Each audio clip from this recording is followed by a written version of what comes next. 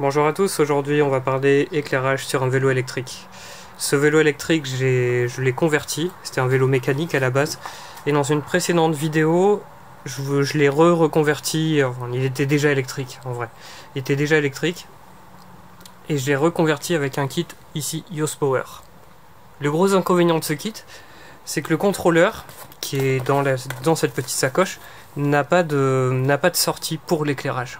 Le Bafang avait une sortie et on pouvait l'activer depuis les boutons, mais pas le kit Yoast Power. En tout cas, ce kit de conversion n'en a pas. Je crois que le kit complet avec batterie plus contrôleur, il a une sortie d'éclairage, mais pas celui où on commande juste le contrôleur, le moteur et l'afficheur. C'est cette absence de sortie d'éclairage que j'ai notamment laissé tous les fils en dehors du manque de temps.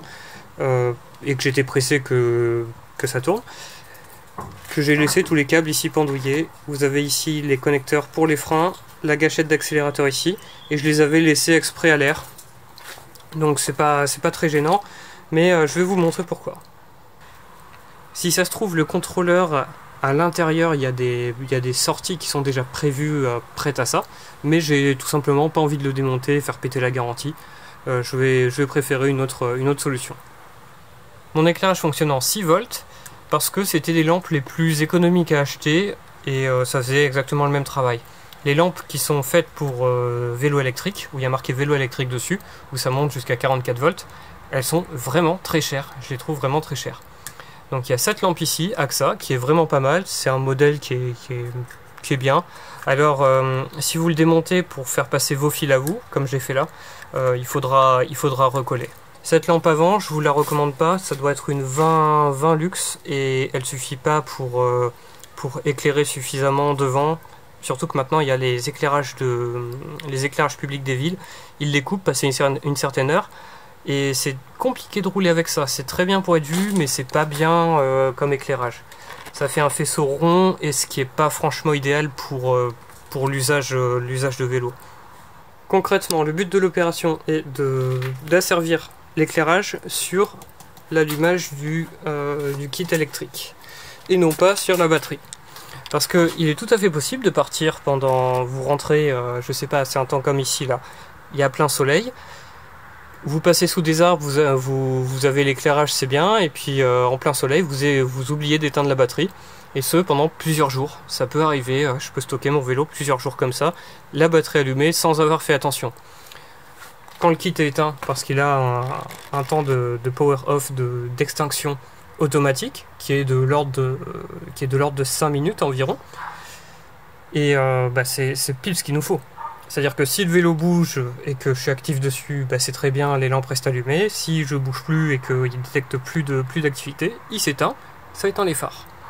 J'ai coupé ce bout de câble d'une commande de frein. Et sur cette commande de frein, j'ai constaté qu'il y avait une présence de 5 volts, ce qui va nous permettre de piloter notre système de puissance, entre guillemets. Alors puissance, hein, ça va se limiter à 3 watts, hein, mais qui va piloter notre système de puissance pour allumer ou éteindre les phares. J'ai connecté sur l'un des deux connecteurs mon petit bout de fil avec ces petits câbles dénudés au bout. Alors je vais pas trop tout bouger parce que c'est bien bancal. J'allume la batterie et j'allume le contrôleur.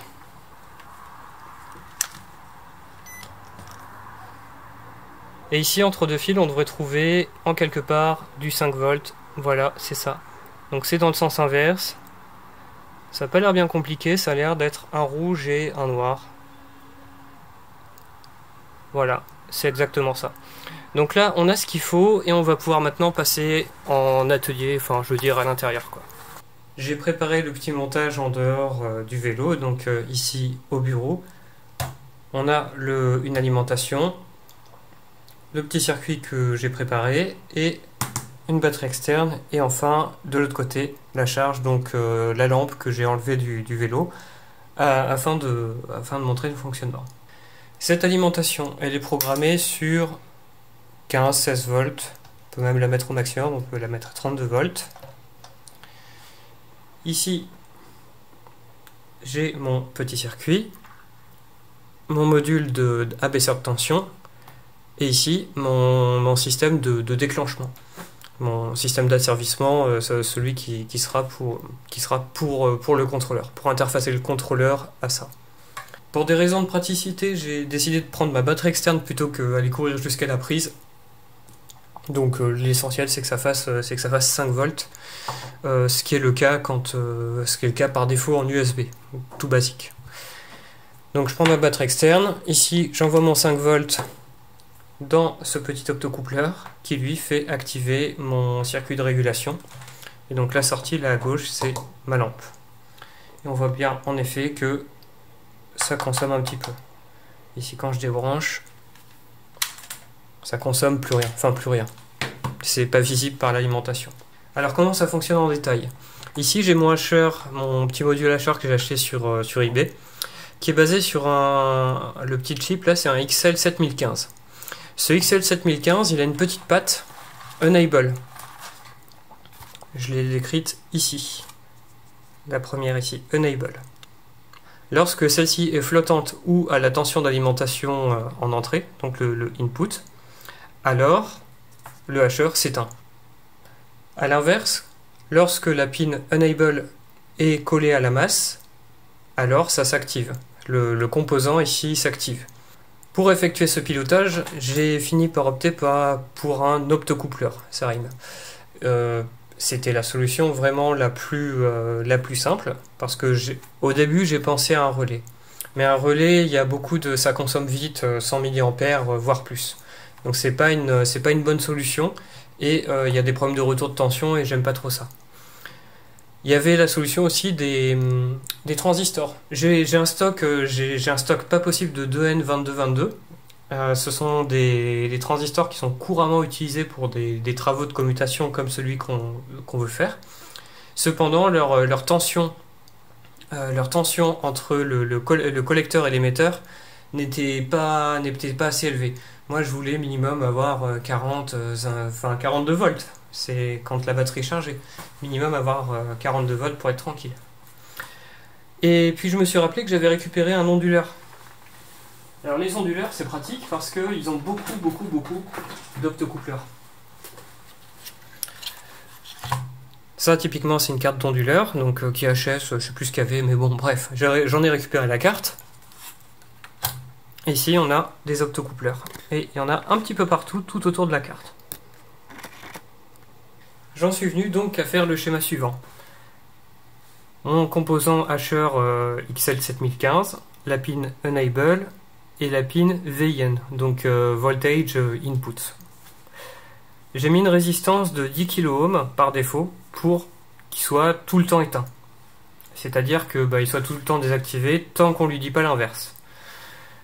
Ensuite, cette pin Enable, je l'ai relié ici avec une résistance de 220 ohms, et sur la partie transistor, ça renvoie directement à la masse. Comme la résistance de 10K elle est beaucoup plus élevée que la résistance de 220 ohms, normalement on devrait se trouver ici avec une tension de 0 volts entre la pin Enable et la masse. Et enfin le contrôleur qui lui passe au travers d'une résistance de 220 ohms, donc je récupère mon câble de frein, je récupère mon 5 volts, ça passe par une résistance de 120 ohms, ici ça passe par la diode dans l'optocoupleur, et ça revient par le même câble. L'énorme avantage d'utiliser un optocoupleur, c'est qu'on est vraiment séparé optiquement entre le 5 volts du contrôleur et la partie ici puissance des lampes. C'est-à-dire que même s'il se passe un gros problème sur mon XL7015, au pire il fume, il flambe, enfin voilà, il fait ce qu'il veut, mais mon contrôleur est toujours en bon état et je vais pas en racheter un.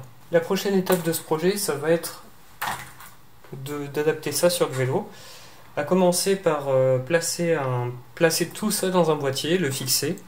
Donc je pensais simplement prendre mon optocoupleur et mettre le circuit ici, le coller avec du double face. J'ai pas encore mis de cosse ni de connecteur au bout de mes fils, c'est volontaire parce que je voudrais le faire sur le vélo, parce qu'il y a pas mal de... faut que je repasse tous les fils, et je préfère le faire en direct sur le vélo avec les bonnes longueurs, plutôt que d'avoir 3 km de câble. Donc prochaine étape déjà, c'est mettre ça dans un boîtier, et ensuite c'est l'installation du vélo. J'ai rapatrié le vélo à l'intérieur pour pouvoir faire les connexions, les branchements avec le fer à souder, parce que c'était pas très pratique en extérieur. J'ai donc branché ici un câble avec le câble de frein, enfin le câble signal d'arrêt de frein, que j'ai ensuite ici relié à ce câble là, si on le suit, et on arrive à ce boîtier là. Vous voyez, c'est une lampe. Donc cette lampe j'ai récupérée parce que elle était HS, enfin je sais plus, je l'ai récupérée quoi. J'ai fait le ménage à l'intérieur, j'ai enlevé les petits bouts de plastique, les ressorts, les choses comme ça, et puis j'ai pu mettre le petit boîtier que vous avez vu tout à l'heure. J'ai pu mettre le petit boîtier dedans, et ce qui permet d'avoir un boîtier à pas cher et puis recyclé quoi. Aussi j'en ai profité entre temps pour recabler un peu, faire du vide ici, parce qu'il y avait un truc qui m'ennuyait énormément, c'était quand je stationnais mon vélo sur les arceaux, en fait j'avais pas l'accès avec le U ici facilité parce qu'il y avait l'espèce de grosse sacoche. Donc ce que j'ai fait, c'est que j'ai simplement pris une ancienne sacoche de sel où le support, en fait on n'avait pas le support le support parce qu'il y avait une partie malle qui s'insérait là et elle était manquante, donc c'était inutilisable. Alors on a une entrée en 36 volts depuis la batterie qui arrive depuis ce gros connecteur XT60. Ici j'ai mes câbles, j'ai mon câble d'entrée dans le petit boîtier qui revient ici. J'ai mon plus 5 volts que je vous ai montré tout à l'heure, ma commande en 5 volts, et ma sortie du coup que j'ai reliée à cette ancienne lampe là, mais qui est assez pratique pour faire des tests, vu que les câbles sont déjà dénudés. Donc là j'allume la batterie sur le côté. Et ensuite, lorsque je vais allumer la console, alors juste la lanière si elle pouvait, voilà. Dès que j'allume ou dès que j'éteins la console, ça fait le fonctionnement attendu, à savoir ça s'allume et ça s'éteint. Donc à présent, ce qu'il me reste à faire, c'est de finir de câbler. Je vais re-isoler ça. Il faudrait que je remette du vulcanisant, et comme ça, ce sera plus propre. Mais là, j'en ai pas, donc je fais avec du Chatterton pour l'instant. Le but de l'opération, ça va être de finir d'isoler les câbles, finir de les brancher, connecter le phare arrière aussi, que pour l'instant, j'ai laissé de côté. Donc je vais faire une épissure sur mon câble de sortie principale de mon boîtier et puis ça va repartir vers l'arrière et ce sera pas mal. Quand j'ai recablé le vélo aussi, je me suis demandé si je réutilisais des Rilsan ou des Rislan là ou quelque chose de plus flexible. Et en fait mon choix c'est plus naturellement porté sur de la chambre à air. Donc c'est du bout de chambre à air. Où est-ce qu'ils sont? Bon j'en ai pas. Ah si. Voilà, c'est de la chambre à air toute bête, et je coupe dans le sens de la longueur, et ça permet de faire des attaches qui ne blessent pas. Parce que souvent, quand on passe la main avec des Rislan, il y a toujours des coins qui sont coupants parce qu'on a coupé un peu au ras le collier. Donc là, je dirais que c'est pas mal, et ça fait pas de bruit. Les câbles tapent pas parce qu'ils sont maintenus, quoi. Voilà, c'est élastomère. Tous les câbles sont passés. Donc le câble arrière est branché, enfin le câble de phare arrière, pardon, est branché. Ça c'est à peu près immobilisé, il faudra peut-être mettre un petit coup de chambre à air encore ici. Je suis en train de câbler le phare avant. Donc le nouveau phare avant, il a une forme un peu plus étudiée. Par rapport à l'autre phare, il est aussi un peu plus puissant. Donc si on regarde, on voit bien le réflecteur qui est un petit peu mieux dessiné. Côté phare, pour trouver un phare de bonne qualité et à pas trop cher, c'est un peu le bordel je trouve sur internet, donc je sais que celui-là il marche, je vais le réutiliser. Ici j'ai besoin de mettre des cosses, donc c'est des petites cosses plates, toutes petites là, tout ce qu'on voit c'est des toutes petites plates. Et pour ce faire, j'ai utilisé des cosses qui ne sont pas normalement prévues pour ça. C'est des cosses pour mettre dans des connecteurs et assertir avec une pince spéciale, mais pas la pince pas la pince un petit peu bête et méchante où on écrase tout. C'est un peu différent, ça rabat les deux côtés et ça fait une espèce comme un cœur. Et bon, c'était le bon format de cosse en pliant un peu avec la pince, et avec un petit coup de soudure ça devrait largement le faire. C'est enfin fonctionnel. Enfin parce qu'il s'est passé plusieurs choses. À commencer par le phare avant que je voulais mettre, il ne fonctionnait finalement pas. Et j'avais ce phare qui me restait d'un kit Bafang. Et j'avais enlevé parce que je trouvais qu'il était éclairé pas terrible. Et puis finalement il éclaire mieux que celui que j'avais avant. Ça c'est la première chose. La deuxième chose, c'est que le convertisseur ici avait un petit souci. Lorsque les deux phares notamment, alors il y avait un phare qui était branché, et lorsque les deux phares étaient alimentés, il y avait un scintillement, donc qui était à une fréquence élevée au début, et puis ensuite qui était plus rapproché, enfin qui était plus espacé plutôt. Et donc du coup finalement ça clignotait, ça faisait effet strobo. Et ce qui s'est passé, c'est que j'ai dû modifier une résistance sur le circuit de commutation parce que c'était pas assez pour le convertisseur. Vous savez, la patte Enable sur le XL 7015, il fallait que je la mette à la masse. Et j'étais à 0,1 volt au lieu d'être à 0,0 volt. Et ça, je pensais que le XL 7015 s'en foutait totalement et ça aurait fonctionné. Donc non, c'est juste j'ai chanté une résistance que je vais vous montrer d'ailleurs en schéma par-dessus cette vidéo. J'ai juste chanté une résistance et maintenant ça fonctionne bien. Ici j'ai dû décoller mon phare parce que je pensais que ça venait à la base du supercondensateur qui demandait trop de courant au système. Et en fait non, pas du tout. Après toutes ces péripéties, finalement ça fonctionne bien. Bon, c'est un peu crado le câblage, bon voilà, hein. Après c'est un vélo fait électriquement, converti par moi quoi. Donc j'ai pas de passage exprès de câble, j'ai pas de choses comme ça. Donc je m'arrange avec ce que j'ai. Je mettrai les petits bouchons, je dois avoir des petits bouchons qui traînent pour les connecteurs. Et puis ma foi, c'est déjà pas mal. Donc là, quand c'est allumé, c'est allumé. Et quand j'éteins, ça s'éteint. Là, je rallume. Voilà, donc c'est parfait.